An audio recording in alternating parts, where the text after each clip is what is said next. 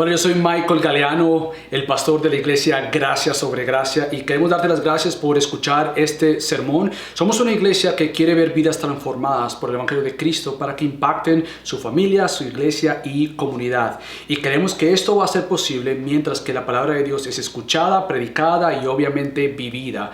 Así que queremos animarte a que tú puedas seguir escuchando la palabra de Dios, y si no tienes una iglesia local, te queremos invitar a que te unas a Gracia sobre Gracia, donde queremos ver tu vida transformada, y oramos para que este sermón Dios lo use en tu vida de una manera muy especial. Que Dios te bendiga.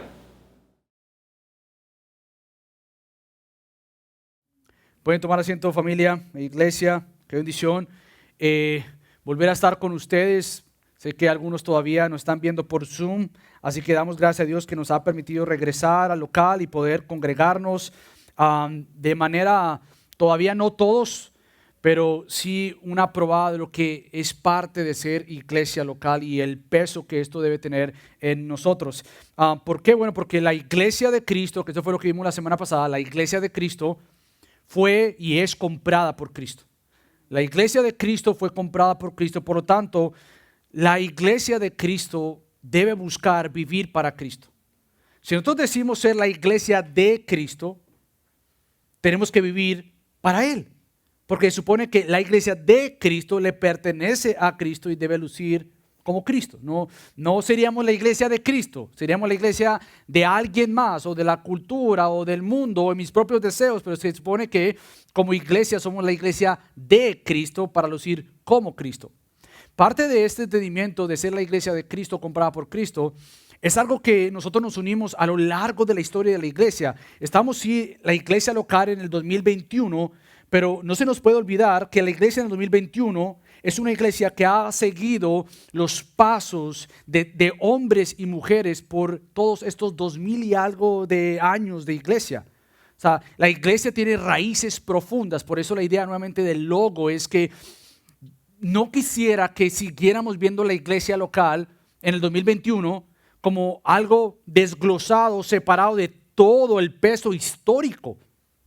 Por eso es tan importante tú conocer tu fe acompañada de 2000 años de historia de iglesia. ¿Qué ha pasado antes? Y parte de esto es que la iglesia ha creado para defender la fe credos. Es decir, ha creado ciertas afirmaciones de fe a lo largo de la historia. ¿Por qué? Bueno, porque la iglesia se ha enfrentado siempre a herejías, a mentiras, a falsedades. Y la iglesia a lo largo de la historia ha tenido que decir, espérate, eso nosotros no creemos. Bíblicamente no lo apoyamos. Y por lo tanto tenemos a lo largo de la historia credos, afirmaciones que decimos, esto es lo que nosotros creemos según la palabra de Dios. Y uno de estos credos es el credo de Niceno, compuesto en el año 325. Ahora tú dirás, ¿qué me sirve esto a mí ahorita en 2021? Bueno, de mucho. Porque nuevamente nosotros seguimos los hombros de mujeres y hombres que fueron fieles a Dios a lo largo de la historia de la iglesia. Y este credo en el año 325 dice lo siguiente, que posiblemente tú ya conoces y lo has escuchado anteriormente. Ellos dicen que la iglesia es una, santa, católica y apostólica. Ahora, yo sé que quizás algunos de ustedes con trasfondo católico dicen, pero espérate, eso es lo que la iglesia católica creía. Bueno, déjame tratar de explicar brevemente lo que sí es importante en esta frase. La iglesia es una, somos un cuerpo en Cristo. Somos una iglesia. Cristo no tiene diferentes iglesias. Una iglesia que vamos a estar viendo a lo largo de esta serie es una que es bíblica. Y el peso entonces no es decir cuántas iglesias de Cristo hay. No, el punto de la pregunta es cuál iglesia es la de Cristo. ¿Cuál iglesia es la que le pertenece a Él? Porque todo aquel que le ponga un nombre iglesia no necesariamente es la iglesia de Cristo. Pero cuando la afirmación dice en aquel entonces la iglesia es una, con peso en la Biblia, con la autoridad de la Biblia, es una que es santa.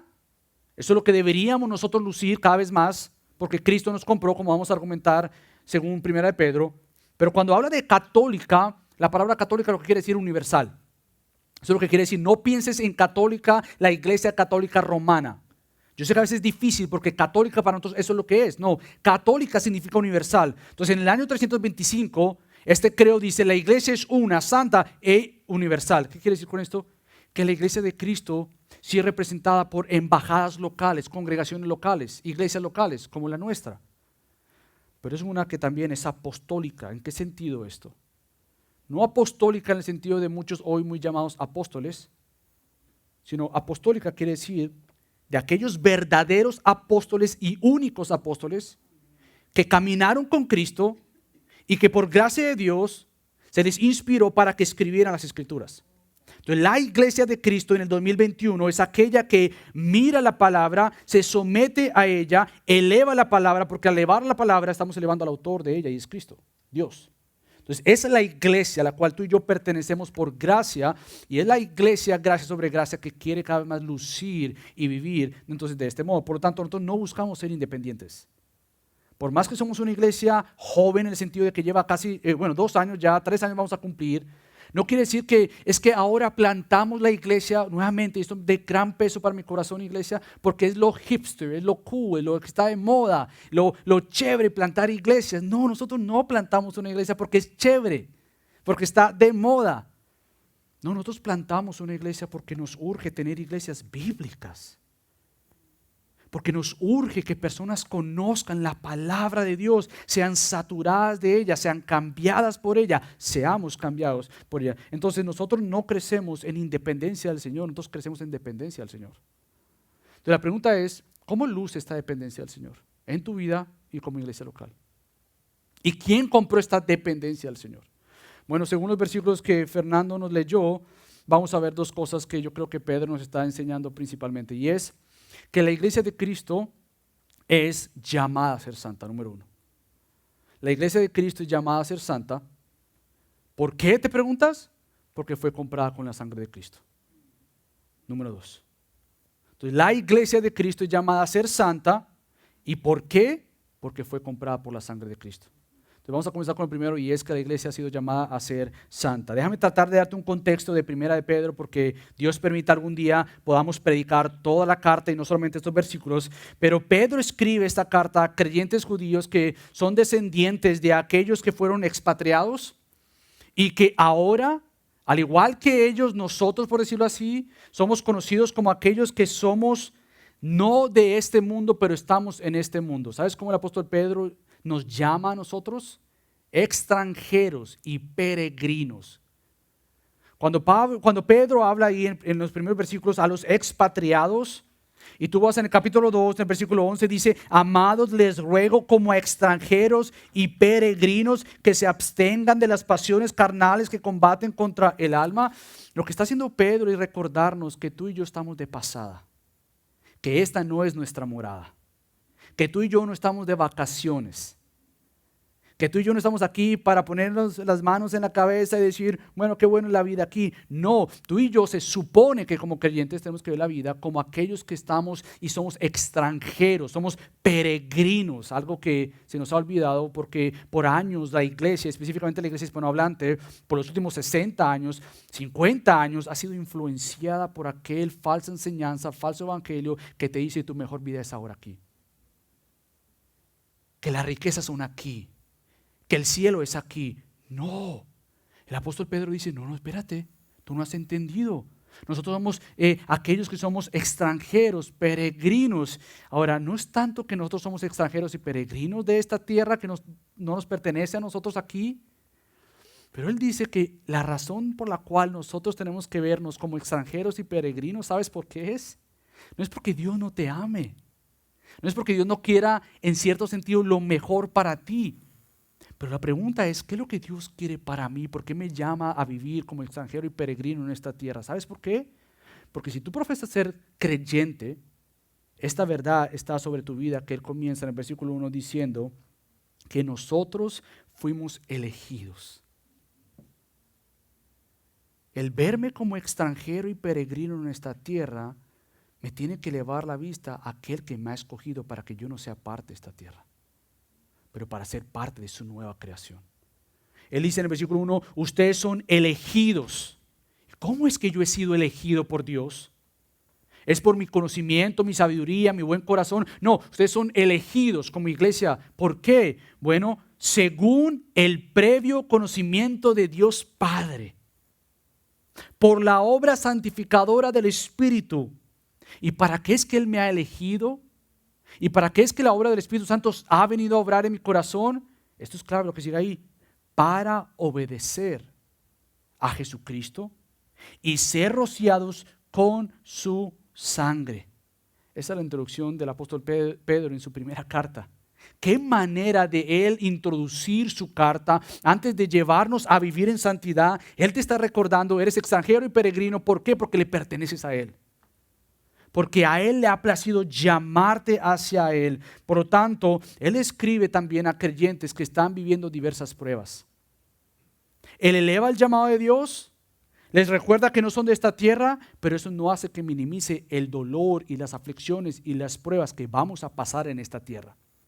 Entonces la tarea de nosotros no es minimizar las pruebas, las luchas, las aflicciones que podamos pasar en esta tierra y que vamos a pasar, con decir, no, eso no me va a pasar a mí. No, esa no es la manera en que nosotros luchamos contra esto. La manera en que nosotros luchamos contra esto es elevar nuestra vista a aquel autor que nos ha llamado hacia Él, para vivir para Él, y aquel que nos está preparando entonces mientras que estamos en esta peregrinación para sostenernos con una esperanza viva. ¿Cuál es esta esperanza viva que tú tienes? ¿Cuál es la esperanza que nos sostiene en medio de cualquier pandemia, en medio de cualquier aflicción, en medio de cualquier persecución, en medio de cualquier situación en la cual tú te encuentras? ¿Cuál es la esperanza viva? Bueno, Pedro dice, ahí mismo en el versículo 3, una esperanza viva mediante, dice él, la resurrección de Jesucristo de entre los muertos. Tú tienes una esperanza viva. Y esta esperanza viva es aquella que ha sido asegurada y comprada no solamente por la muerte de Cristo, pero por la resurrección de Cristo. Tu esperanza es tan segura, no que va a variar, no, tu esperanza es segura porque se supone que tú profesas que Cristo fue resucitado. Y el apóstol Pedro puede decir, tu esperanza es segura. ¿Por qué? Porque Cristo resucitó. Mira a Cristo, Él resucitó, ahí está nuestra esperanza porque Él resucitó de entre los muertos. Entonces somos creyentes, según el apóstol Pedro, llamados también a preparar nuestro entendimiento para la acción. Y ahí ya comienzo yo a estudiar contigo el versículo 13 en adelante. Todo esto te lo hago y te lo comparto porque precisamente el versículo 13 comienza por tanto. Y si tú no has entendido de manera rápida por lo menos el peso del por tanto previo a esto, tú vas a ver el llamado a preparar tu entendimiento para la acción como, ¿y para qué se me va a preparar? ¿Y por qué es que yo debo prepararme para la acción? Porque has sido elegido para Él. Porque hay una esperanza viva. Porque es importante que a pesar de que en un poco de tiempo, si es necesario, seas afligida con diversas pruebas, para que la prueba de la fe de ustedes, más preciosa que el oro, que perece, aunque probada por fuego, sea hallada que resulte en alabanza, gloria y honor en la revelación de Jesucristo. Por lo tanto, dice el apóstol Pedro, preparen su entendimiento para la acción. Ahora, esto que el apóstol Pedro nos está llamando a nosotros como iglesia local y como a estos creyentes, era en aquel entonces había una práctica que las personas antes de viajar o antes de hacer cualquier labor, ellos con sus vestidos tenían que amarrarlos en su cuerpo bien apretado para que pudieran entonces hacer la tarea que tenían que hacer. Tenían que apretar sus vestidos para poder agacharse, recoger algo o emprender la caminata. Antes de salir a caminar era mucho más cómodo y avanzabas más si te apretabas este vestido que era la vestimenta de aquel entonces. Ahora, el apóstol Pedro no está llamándonos a nosotros a apretarnos en el sentido de solo algo externo. Lo que el apóstol Pedro está tratando de decirnos a nosotros es que nosotros tenemos que preparar nuestra mente. Y preparar nuestra mente tiene en mente el llevarla a la acción. Por eso es que el verdadero conocimiento de Dios, si tú crees en Dios y conoces de Dios y conoces su palabra o deseas conocer su palabra, esto tiene que llevarse a la acción. El conocimiento bíblico no simplemente es conocimiento en tu mente. Y este es uno de los graves errores de nuestra iglesia y nuestros tiempos, que hemos elevado tanto cierta teología sin práctica, ciertas dogmas sin práctica, ciertos libros y librerías sin la práctica de aquellos libros que se supone que tienen que llevar más a ser como Cristo. Por eso es que el apóstol Pedro está diciendo, tenemos que preparar nuestra mente para llevarnos a la aplicación de dicho conocimiento en la palabra de Dios. La iglesia de Cristo, entonces, compuesta de creyentes verdaderos, debe estar lista para la acción. Ahora, esto de estar listos para la acción no es algo del momento. No es tan solo reaccionar a algo. Yo creo que la iglesia reacciona, mas no es una iglesia que ha vivido, ha caminado, ha enseñado la palabra de Dios. Por lo tanto, cuando vienen circunstancias en la vida o épocas de la iglesia, ella simplemente lo que hace es seguir anunciando su verdad. La iglesia de hoy día lo que hace es reaccionar. Ella no se ha preparado de antemano, no ha hecho que la congregación conozca la palabra y entonces viva la palabra, y que cuando vengan diversas pruebas o aflicciones o persecuciones, la iglesia sigue siendo fiel a su llamado. Ella no se sorprende, no se alarma. Yo creo que lo que el apóstol Pedro está diciendo es preparar nuestro entendimiento para la acción. Involucra nuevamente el prepararnos no solamente para reaccionar, sino para algo, y esto es la defensa de la verdad, la defensa del evangelio. La iglesia no es aquella que solamente reacciona y se une al alboroto del momento. Algo pasa y están llenas las redes sociales de lo que está pasando. Está llena la iglesia. Ahora sí vamos a hablar de tal cosa. ¿Y por qué ahora sí vamos a hablar de tal cosa? Se supone que tuvimos que haber hecho eso antes. Entonces, cuando Pedro dice prepárense, su entendimiento para la acción involucra más que simplemente ser personas que reaccionemos al momento o simplemente reaccionemos porque la demás gente está reaccionando. No, la iglesia, ¿sabes qué debe ser? Una iglesia que está en modo de preparación. La iglesia de cierta manera tiene que ser como aquel ejército que ahorita, aunque no hay guerra, se está preparando. Lo que pasa es que nosotros vivimos como aquel ejército que está de vacaciones. Su armada, sus militares están ahorita en casa descansando, comiendo mal. Y entonces cuando se supone que hay anuncio de guerra, el ejército ¿vayan a qué? A morir. Porque no están preparados para la batalla. La iglesia de Cristo se prepara hoy, mañana y cada día para toda batalla espiritual. Por lo tanto es que hoy en día me sorprende tanto muchos creyentes que ahora están alarmados, que porque posiblemente ya no pueda escribir nada en las redes sociales. Ya no voy a poder escribir de Cristo en las redes sociales. Ya no, quizás me van a quitar mi canal de YouTube. Honestamente, yo me veo todo eso y digo, pero ¿cuál es la alarma de esto? Me bajaron mi video. ¿Y qué esperabas? Porque cuando yo leo la Biblia, de Génesis a Apocalipsis, los 66 libros de ella, yo no encuentro en ninguna manera que la vida en la tierra vaya a ser mejor para el creyente o para la iglesia. Veo creyentes a la que se alarman y ven y ahora ¿qué vamos a hacer? Bueno, ¿será que Dios está quitándonos todo lo que era más fácil y cómodo para hacer la iglesia? ¿Será que ahora sí es mucho más fácil yo escribir algo, send o enviar, colocar y no vivirlo? ¿Y será que ahora nos toca a nosotros hacer lo que la iglesia fue llamada a hacer? Hablar y vivir el evangelio, no solamente detrás de una computadora, de un teléfono, pero realmente esto es la iglesia. Ahora, yo no quiero ser pesimista y ni quiero decir que ahora se va a poner las cosas peor, pero yo creo que sí. El pastor Miguel Núñez ha estado diciendo en sus redes sociales, amado pastor, prepara a tu iglesia para el sufrimiento.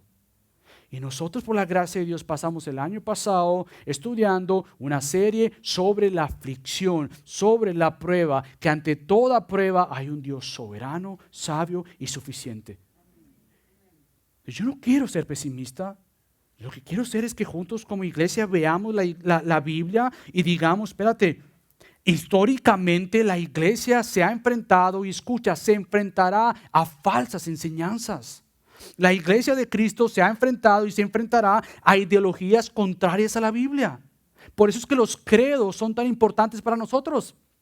Porque al mirar lo que estos hermanos en el año 325 y otros, pues, obviamente hay muchos más, podemos mirar y decir cómo esta gente se enfrentó a falsas enseñanzas de su momento. Y cómo nosotros en el 2021 no podemos asumir que no vamos a enfrentar oposición o posiblemente que no sabemos ni tenemos ni idea alguna en esta parte del mundo de lo que es persecución. Nosotros no tenemos ni idea. No tenemos idea y me avergüenza algún momento yo decir que porque me quitaron un tweet estoy siendo perseguido. ¿Sabes qué es seguir y ser perseguido por Cristo? Que hoy día están matando a alguien por decir que confiesa a Cristo. Ser perseguido es tener no las ventanas abiertas así para que nos vean o cualquiera puede entrar. Ser perseguido es estar en un hoyo abajo, en silencio, cantando con tu boca, no con tu voz, porque si te escuchan algo te puede pasar. O sea, el concepto de iglesia para nosotros en el 2021, esta parte del mundo, es tan frágil que no entendemos que el apóstol Pedro está diciendo, preparen su entendimiento, porque vienen cosas serias. Preparen su entendimiento porque vamos a enfrentar oposición por vernos firmes en la verdad absoluta de Dios y no negociable. Vamos a enfrentar persecución posiblemente sea en nuestro tiempo o en el tiempo de nuestros hijos o nietos, quizás, si no antes. Vamos a enfrentar persecución, obviamente, pero nuevamente como hijos de Dios e hijas del Padre Celestial, tú y yo tenemos que lucir y estar preparados siendo como Dios. De aquí que el apóstol Pedro dice, seamos sobrios. Y esto te das cuenta, pero cuando dice, por tanto, preparen su entendimiento para la acción. Sean sobrios. La pregunta es, ¿qué querrá decir sea sobrios? Bueno, ser sobrio significa estar alerta. Sí calmados, pero alerta. El creyente no es el que está todo alerta, nervioso. Ay, ¿qué va a pasar? Ese no es el creyente. El creyente sabe que su Dios es soberano. Él está alerta, mirando a su alrededor, interpretando toda noticia a la luz de la Escritura de Dios, toda enseñanza a la luz de la Escritura de Dios, y él está viviendo así, pero a la misma vez él está alerta, pero él está calmado, él está vigilante, él está observando todo. Entonces mi pregunta es, ¿eres tú una persona sobria, alerta y vigilante? ¿Y cómo vas a saber esto? Bueno, eres una persona que antes de responder y de actuar, ¿piensas y oras o simplemente hablas? Porque otra vez, la iglesia está repleta de esto. De personas que simplemente lo que quieren hacer es opinar, hablar y escribir. Pero Pedro dice, sean sobrios. ¿Qué significa ser sobrio? Bueno, él mismo lo dice ahí, en el mismo de 1 Pedro, capítulo 4, versículo 7. Él dice, pero el fin de todas las cosas se acerca. Sean ustedes prudentes, de espíritu sobrio para la oración. Ahí mismo en el capítulo 5, versículo 8, dice, sean de espíritu sobrio, estén alerta. Su adversario, el diablo, anda al acecho como león rugiente, buscando a quien devorar. Pero resístanlo firmes en la fe. Entonces, para el apóstol Pedro, el ser sobrio es muy importante porque involucra nuevamente nuestro tiempo de pensar, de conocer la palabra. Como iglesia local hemos dicho, el creyente no divorcia su mente y su corazón. La fe cristiana no es aquella que simplemente siente cositas acá y cosquillas acá, porque eso va a cambiar en cualquier momento.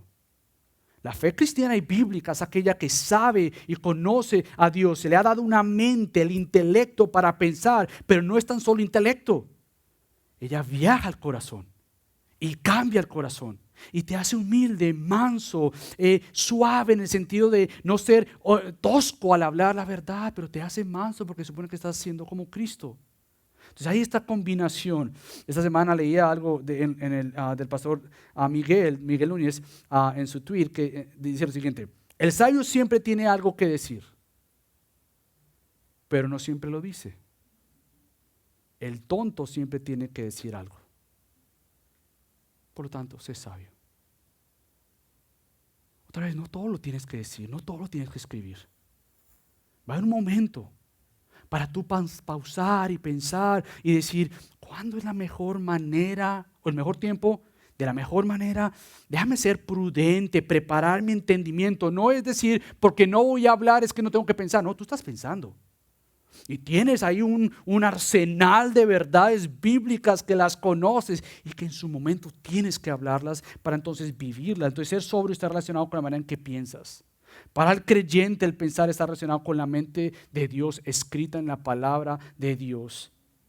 Por eso es que ahora Pedro nos llama a algo. Yo no sé si tú te diste cuenta, pero el apóstol Pedro dice, por tanto, preparen su entendimiento para la acción, sean sobrios en espíritu, y él dice este imperativo: pongan, es un mandato, no es si tú quieres, no, pongan, es un imperativo, el pisate, pongan su esperanza. ¿Dónde tú estás poniendo tu esperanza? Es increíble, en el contexto de prepararse, él dice, pongan su esperanza, es un mandato, un imperativo. Pongan su esperanza. ¿En dónde? ¿Dónde está mi esperanza? Y él dice, en la gracia que se les traerá en la revelación de Jesucristo. Mira esto, es increíble. El apóstol Pedro antes ha dicho que nuestra esperanza viva está en la resurrección de Jesucristo, ¿verdad? Y él dice, pongan su esperanza.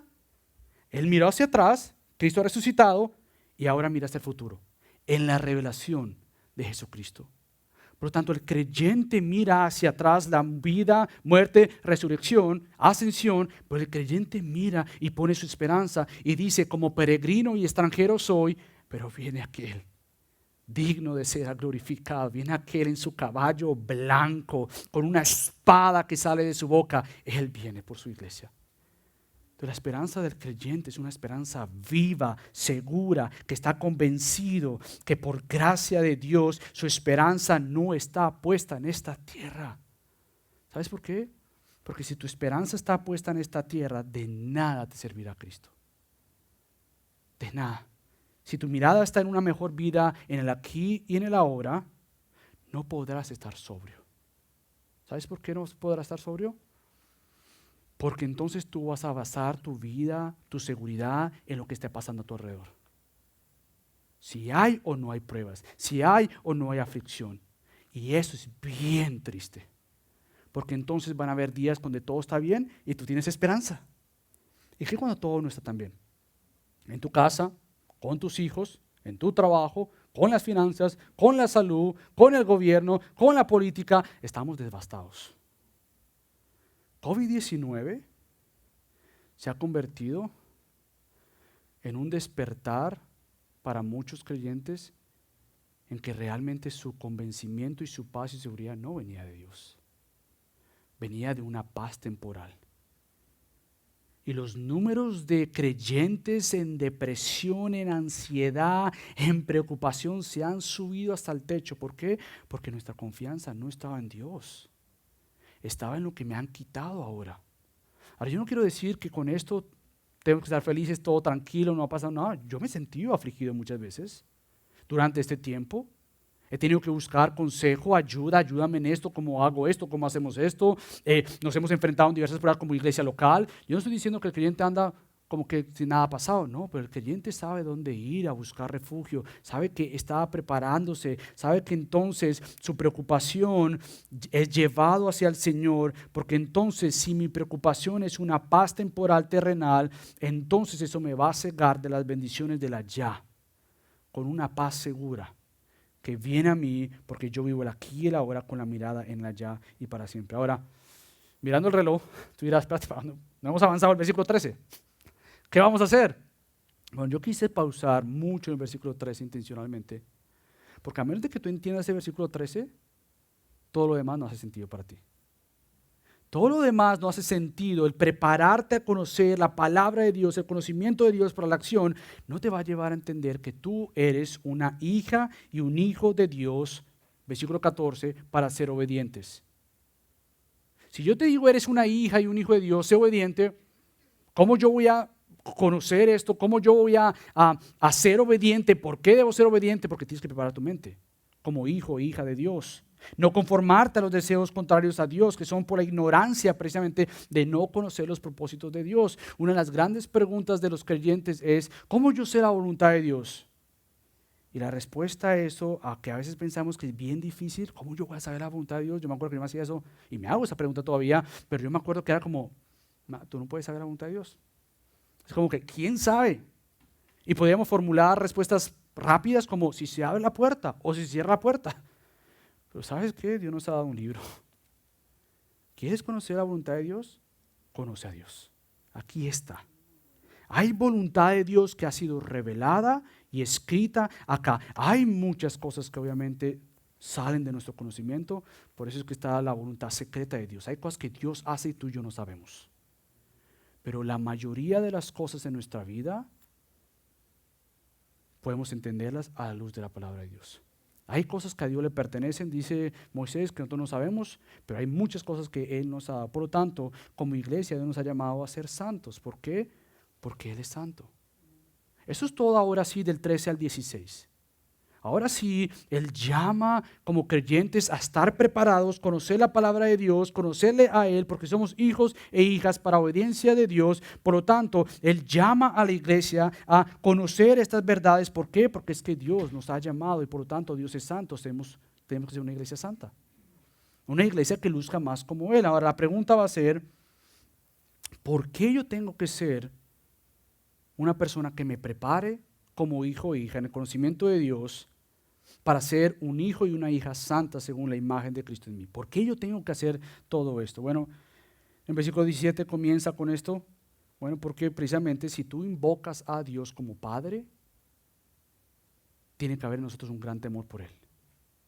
O sea, el invocar a Él, decirle Padre, es una manera entonces de decir, tú eres mi Padre por Cristo, yo quiero ser más como tú.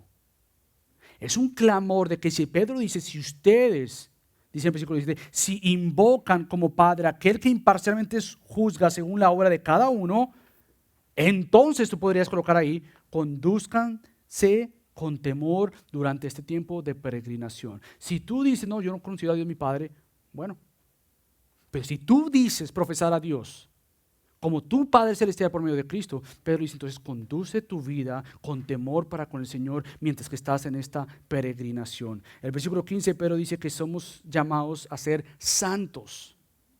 Hemos sido llamados por parte de Dios, por el santo Dios. Este llamado a ser santo involucra a ser discípulos y discípulas de Cristo, involucra un llamado a ser parte del cuerpo de Cristo, a la asamblea de Cristo, la comunidad de Cristo, y por lo tanto es un llamado a ser parte de la iglesia de Cristo.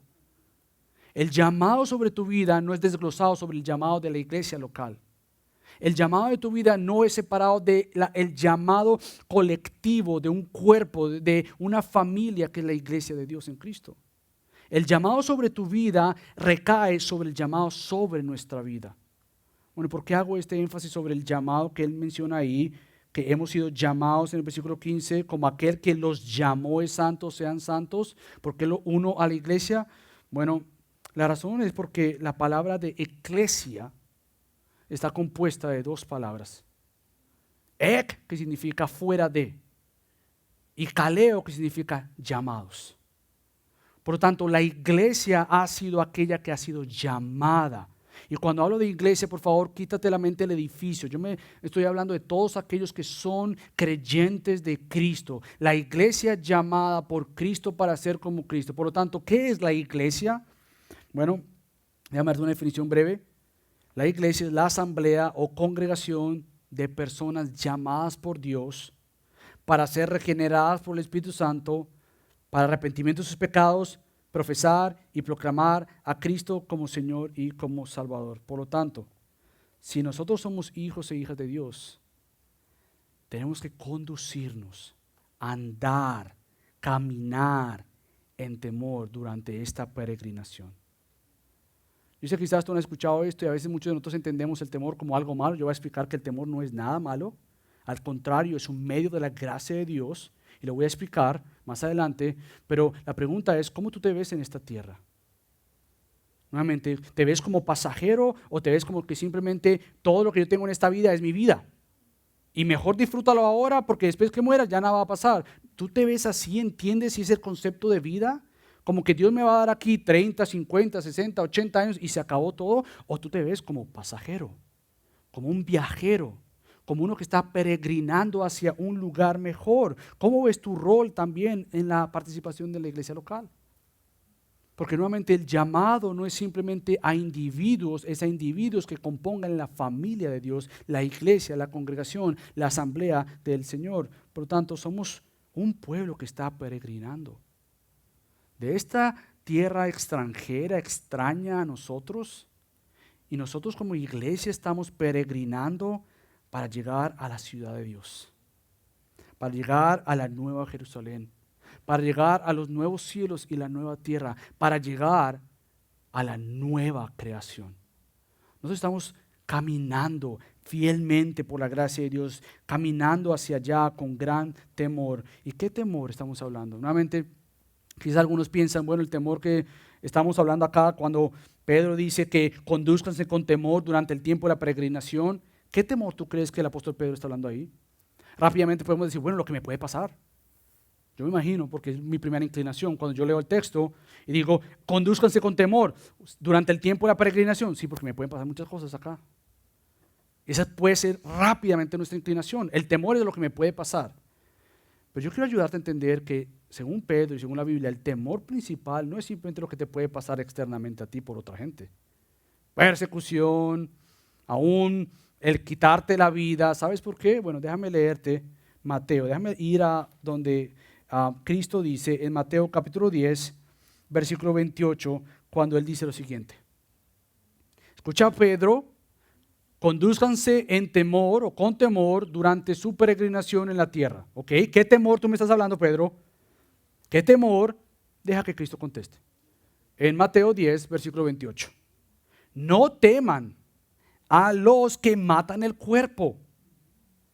Eso no. No teman a esos. Entonces, pero no pueden matar el alma. Más bien teman a aquel que puede hacer perecer tanto el alma como en el cuerpo en el infierno. Pues cuando Pedro dice, condúzcanse con temor en esta peregrinación terrenal, no simplemente está hablando de que quién me va a poder pasar a mí, quién me va a atacar, quién me van a quitar. Eso no es lo que el creyente piensa.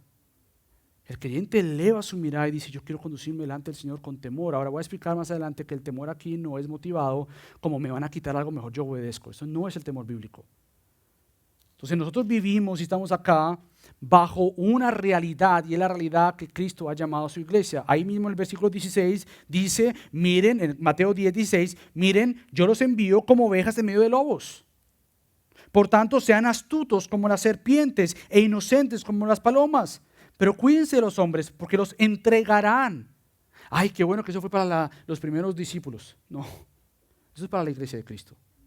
Los entregarán a los tribunales y los azotarán en sus sinagogas y hasta serán llevados delante de gobernantes y reyes por mi causa, como un testimonio a ellos y a los gentiles. Pero cuando los entreguen, no se preocupen de cómo o qué hablarán, porque a esa hora se les dará lo que habrán de hablar, porque no son ustedes los que hablan, sino el Espíritu de su Padre que habla en ustedes. Por lo tanto, el temor que estamos hablando aquí es el temor sincero de cada creyente de decir, yo quiero glorificar a Dios. El temor es aquel que dice, yo no quiero seguir viviendo una vida vana delante de mi Dios. Yo no quiero seguir pecando de la misma manera como lo hice en el 2020. Un temor que dice, yo quiero ser influenciado por Cristo, por el Espíritu Santo en mi vida, controlado por Él, en vez de ser controlado e influenciado por mi propio pecado y por el pecado de la cultura. El creyente que teme al Señor ve esta peregrinación como una oportunidad para la santificación, para realmente crecer y desear más a Cristo. Escucha lo que dice Pablo en 2 Corintios capítulo 7, versículo 1. Él dice lo siguiente: por tanto, amados, a la iglesia en Corinto, teniendo estas promesas, que ve a casa y lee el capítulo 6, vas a ver ciertas promesas ahí, limpiémonos de toda inmundicia de la carne y del espíritu perfeccionando la santidad en el temor de Dios. ¿Tienes problemas con el pecado y con ver la seriedad del pecado? En gran parte se debe porque la vista tuya o tu entendimiento de la santidad de Dios es bien pequeña. Si tenemos lucha contra decirle al pecado, sus pecados, Señor, no quiero más esto, ayúdame a cambiar. Si yo negocio con el pecado, si digo, bueno, Dios no se va a dar cuenta, o si sí va a dar cuenta, Él me va a perdonar por Cristo, y el ceder al pecado es tan fácil para mí, es porque mi entendimiento de la santidad de Dios es bien limitado. El temor a la santidad de Dios me moviliza a ser más como Él. El temor a verle a Él glorificado y decirle, Padre, yo no quiero desperdiciar mi vida, yo quiero glorificarte a ti, va a ser entonces que nosotros podamos vivir para Él. Por lo tanto, entonces la pregunta es, ¿por qué en esta peregrinación como iglesia de Cristo y como discípulos de Cristo, yo tengo que conducirme en temor para con Él, en reverencia para con Él? ¿Sabes por qué? Que la versión que nosotros estamos usando, no sé qué versión tú tengas, pero por lo menos en la iglesia estamos usando la Nueva Biblia de las Américas, hay una interpretación que tú puedes escoger en el sentido, en el original, que yo prefiero traducirlo de la siguiente manera, que ellos lo usan, ustedes saben qué, yo prefiero ponerle ahí el qué, que es una conjunción como lo que es Joti, ¿por qué? Porque me contesta el versículo 17. ¿Por qué yo tengo que andar en temor, reverenciando al Señor, conduciéndome con temor durante este tiempo de peregrinación? ¿Por qué yo tengo que hacer esto?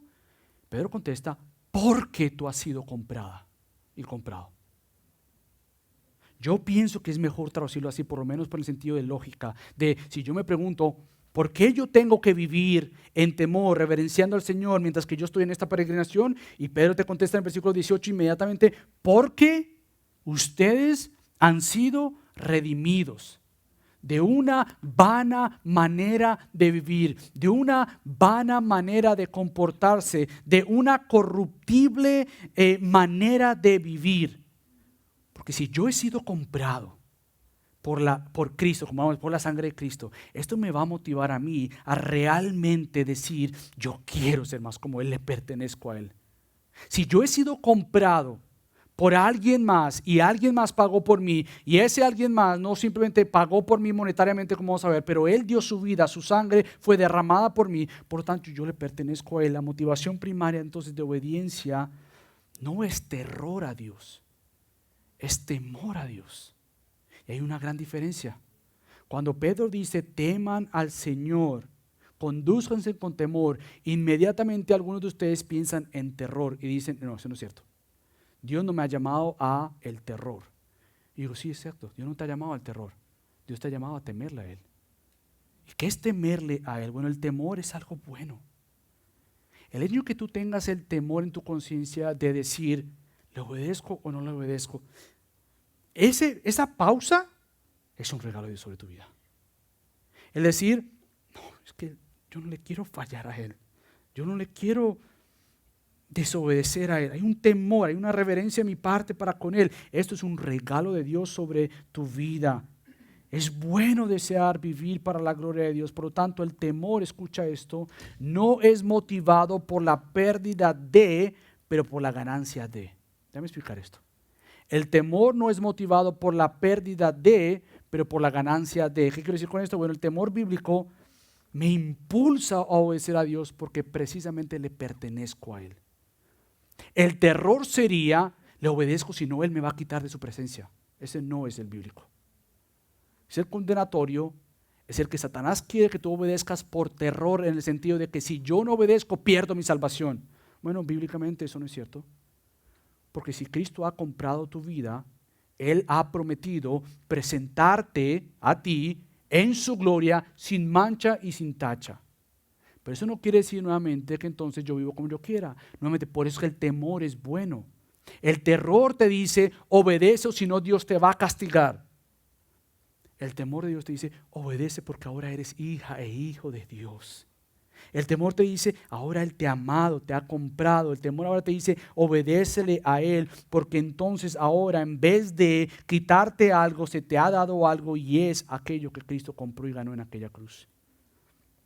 Entonces la obediencia como iglesia está motivada por la unión a Cristo y al acceso diario de la presencia del Dios Santo. Por lo tanto, es por eso que Pedro dice, ustedes no han sido comprados con algo que vaya a acabarse, con cosas perecederas, como oro y como plata. Ustedes, amada iglesia, han sido comprada con la sangre de Cristo, el perfecto Hijo de Dios, aquel que fue planeado desde la eternidad, porque Él es el eterno Dios. Yo no sé si otra vez el concepto de iglesia que tenemos muchas veces es algo tan temporal y es tan fácil irme a una iglesia, no ir a una iglesia, porque es para nosotros algo tan normal como mudarme de casa. La vendo hoy, no quiero hoy. Pero el concepto de iglesia para la Biblia es un peso eterno. Dios desde la eternidad, aún antes de crear el universo y la tierra, aún antes de crear a ese pueblo redimido, Él ya eternamente tenía una iglesia pensada. Y eternamente el plan de Dios era enviar a su Hijo a comprar esa iglesia planeada desde la eternidad para que por la eternidad estuviera con Él. Eternamente en la mente de Dios ha existido un pueblo para sí que sería comprada por aquel Cordero sin tacha, sin mancha, perfecto, el Hijo de Dios. Por lo tanto, la iglesia tiene esta gran bendición de ser parte de una iglesia local que quiere decir, yo quiero proclamar del Señor. ¿Sabes por qué? Porque Pedro dice ahí en 1 Pedro 2:9, pero ustedes son linaje escogido, real sacerdocio. Ay, bueno que eso era para Israel. No. Israel funcionaba como un pueblo transitorio para el pueblo verdadero de Dios, que es la iglesia de Cristo. Pedro aplica esto dicho a Israel y lo aplica a la iglesia. Ustedes son linaje escogido, real sacerdocio, nación santa, pueblo adquirido para posesión de Dios, a fin de que anuncie las virtudes de aquel que los llamó de las tinieblas a su luz admirable. Ustedes en otro tiempo no eran pueblo, pero ahora son el pueblo de Dios, iglesia. No habían recibido misericordia, pero ahora han recibido misericordia. Tanto se nos ha entregado para poder proclamar de Él. Por lo tanto, tenemos la gran bendición de proclamar esto como familia, como iglesia. Por lo tanto, disfruta la iglesia local. Disfrutemos esto y extrañemos a aquellos que no pueden estar ahorita con nosotros. Disfrutamos lo que Cristo ha comprado, esto que es una iglesia, semana tras semana se moviliza y semana tras semana se reúne, semana tras semana se enviada, semana tras semana viene a equiparse y entrenarse y semana tras semana se moviliza por medio del Espíritu Santo, y cuando se reúne la presencia del Espíritu Santo está de una manera especial con el pueblo de Dios, no en un edificio, pero en el pueblo de Dios. La iglesia local, por lo tanto, tiene gran peso de Dios. Por lo tanto, termino con esto, que en esta serie Dios nos ayude a no ser simplemente parte de la iglesia, a ser parte de la iglesia, no tan solo asistente de ella. Hay una gran diferencia. Que Dios por medio de iglesia, esta serie, Dios ayude a que tú entiendas, yo no he sido llamado a simplemente ser un asistente en ella, en la iglesia, he sido llamado a ser parte de ella. Y si tú logras cambiar por la gracia de Dios esta mentalidad de simplemente asistente a ella, a pertenecer a ella, estoy convencido que vas a entender gran parte de tu identidad como hijo o hija de Dios dentro de la familia de Dios. Que Dios nos ayude a proclamar que somos un cuerpo, una iglesia. Así que déjame orar. Padre Dios, gracias por estos minutos, gracias por este tiempo. Tanto que proclamar, tanto que decir, Dios, y tan poco tiempo que tenemos como iglesia local. Yo oro, Dios, que mi falta de poder comunicar estas verdades que son de tanto peso, Dios, tú hagas lo que yo no puedo hacer. Y tú permitas que tu iglesia, Dios, lleve esto a casa, a su corazón, y comprenda las bendiciones que hay en Cristo como pueblo de Dios que tú nos has hecho, Dios. Ayúdanos a ser santa, Dios, porque tú eres santo. Te damos gracias, Padre, en nombre de Cristo Jesús. Amén.